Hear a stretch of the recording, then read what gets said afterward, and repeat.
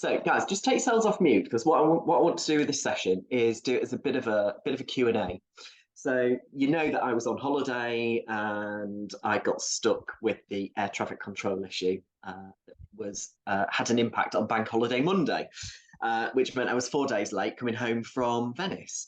So what I wanted to do was kind of talk you through that experience, talk you through how it unfolded, but then also talk to you about how I supported and rescued my clients as well. Because not only was I stuck, I had 15 sets of clients that were either stuck overseas like I was, or in the UK, unable to fly out because air traffic control said no.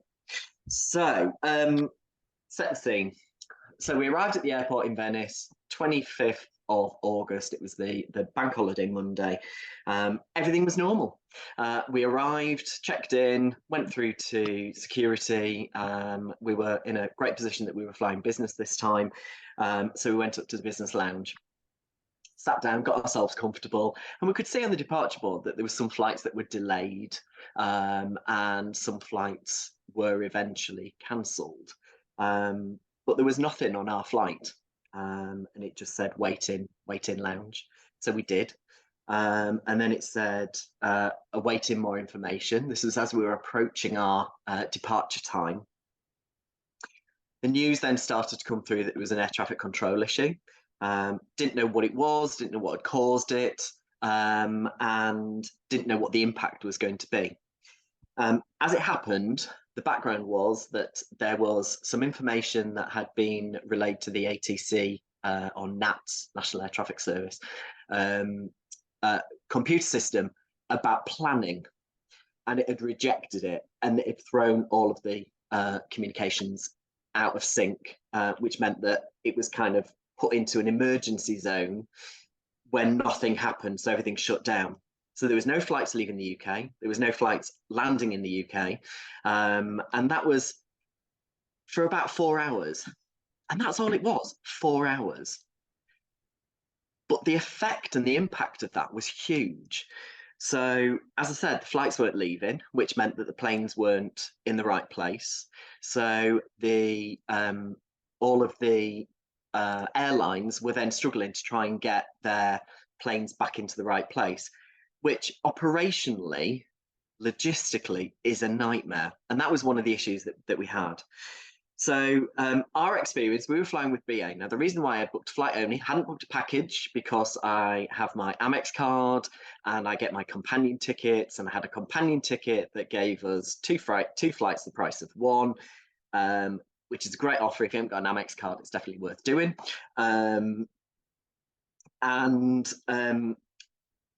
So we booked a flight only, but then I booked the accommodation, flight only direct with BA, and our accommodation was booked through travel counsellors and our transfers, etc.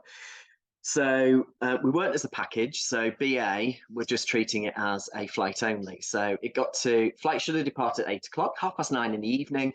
We're still at the airport, had no information. It said the flight was cancelled and then it just disappeared off the board. We were in the business lounge and had no information. In the end, BA came up and presented me with a piece of paper. I haven't got it because I submitted a claim last night, and said, your flight's cancelled. We were like, yeah, we know that.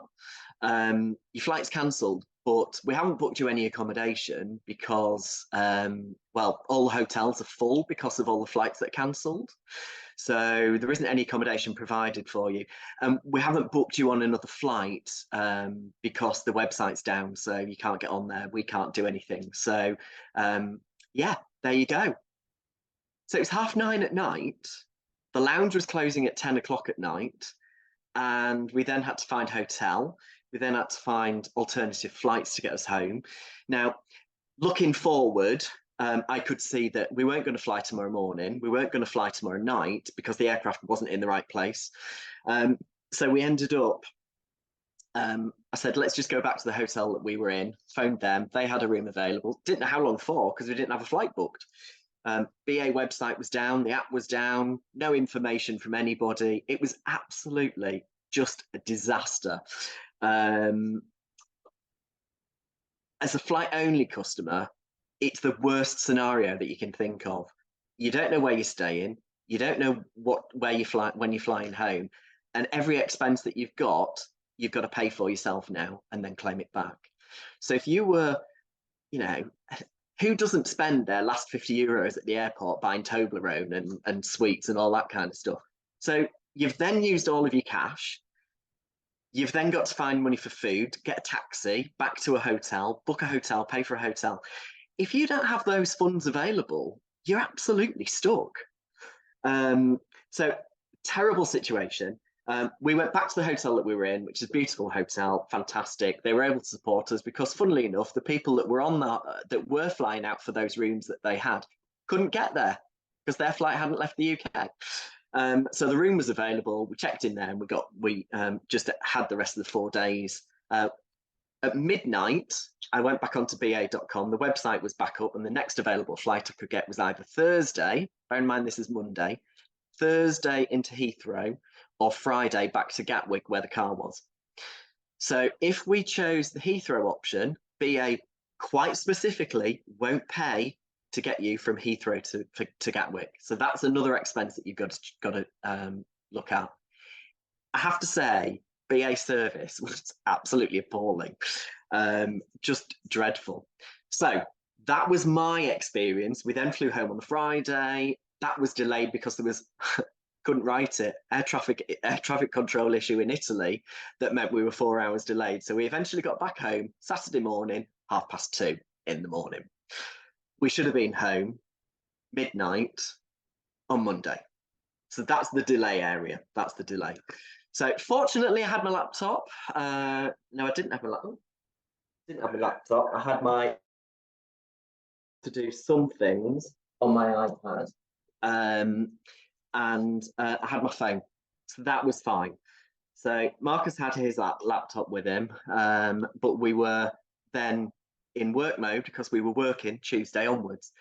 I had to start work on the Monday because I was getting calls from clients going, flight's delayed, what do I do? Flight's delayed, what do I do?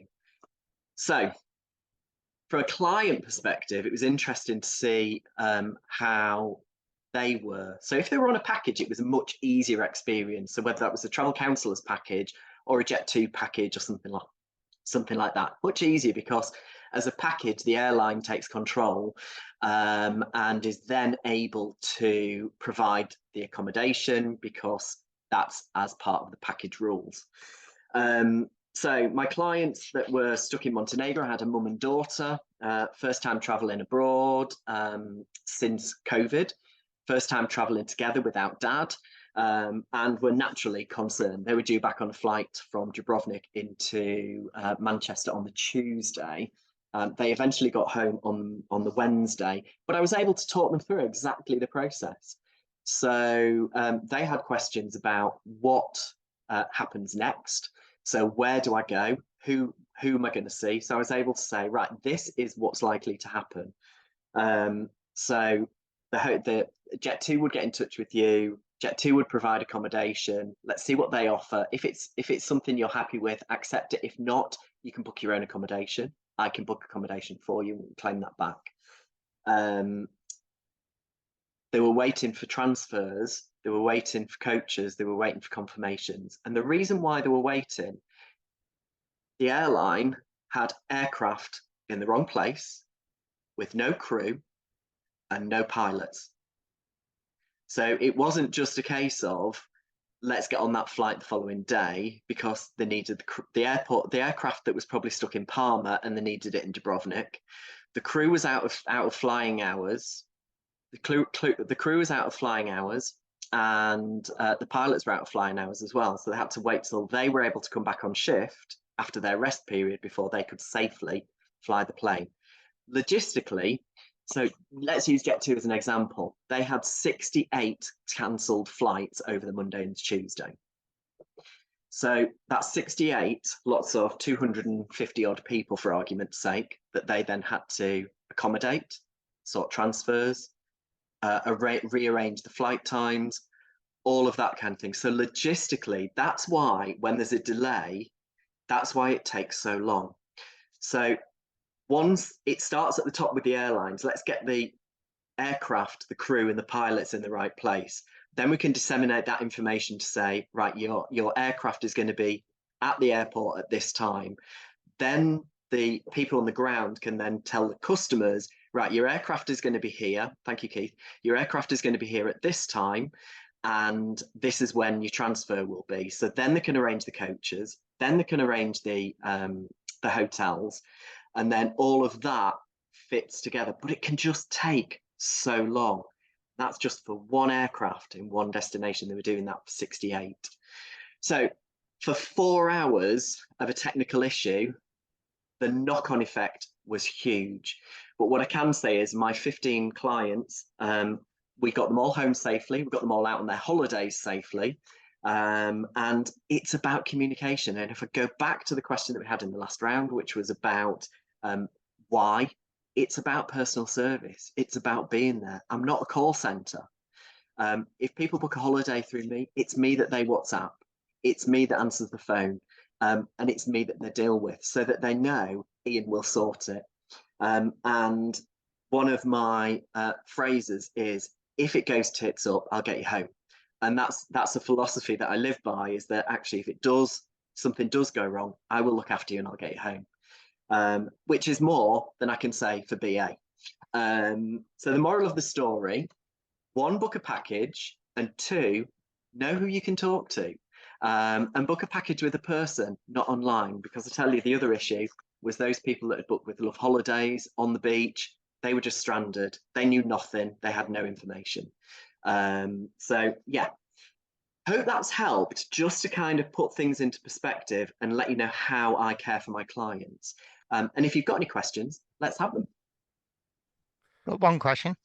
Go on, James. I saw Venice were voting on putting a charge for tourists yesterday. So the question is, what did you do in those 4 days for them to start doing that?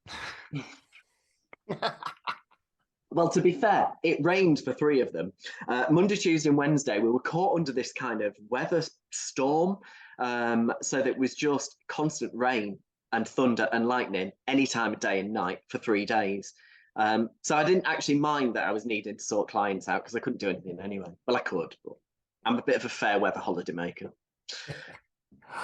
Thanks, James. Thank you so much, Ian, for giving us both perspectives on the huge chaos caused by, as you say, just a simple 4-hour air traffic control outage, huge ramifications. And it's interesting to get both perspectives, both from how the travel agent handles it and from the holidaymaker side.